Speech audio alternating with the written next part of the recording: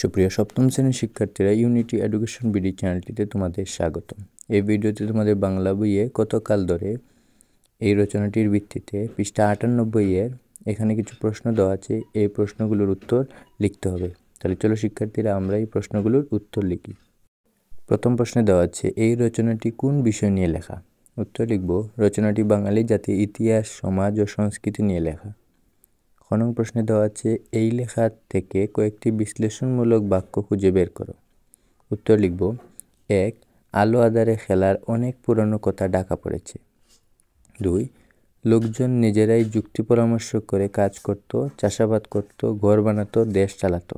3. কত লোক লস্কর বহাল করা হতো, কত ব্যবস্থা, কত নিয়মকানুন দেখানো হলো। গ নং প্রশ্নে দেওয়া আছে, বিবরণমূলক লেখার সাথে এই লেখাটির কি কি মিল অমিল রয়েছে। উত্তর লিখব, বিবরণমূলক লেখার সঙ্গে এই লেখার মিল ও অমিল দুটোই আছে।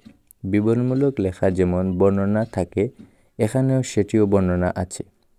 বিবরণমূলক লেখা যেখানে তথ্য থাকে, এখানে নানা তথ্যের সমাহার রয়েছে। তবে অমিল হলো এই জায়গায় যে বিবরণমূলক লেখা বিশ্লেষণ থাকে না, আর এই লেখায় হচ্ছে বিশ্লেষণধর্মী। বিবরণে যেসব তথ্য আছে তা বিশ্লেষক। গ নং প্রশ্নে দেওয়া আছে, তথ্যমূলক লেখার সাথে এই লেখাটি কি কি মিল আছে। উত্তর লিখব, তথ্যমূলক লেখার সঙ্গে এই লেখার বড় মিল হচ্ছে দুই ধরনের।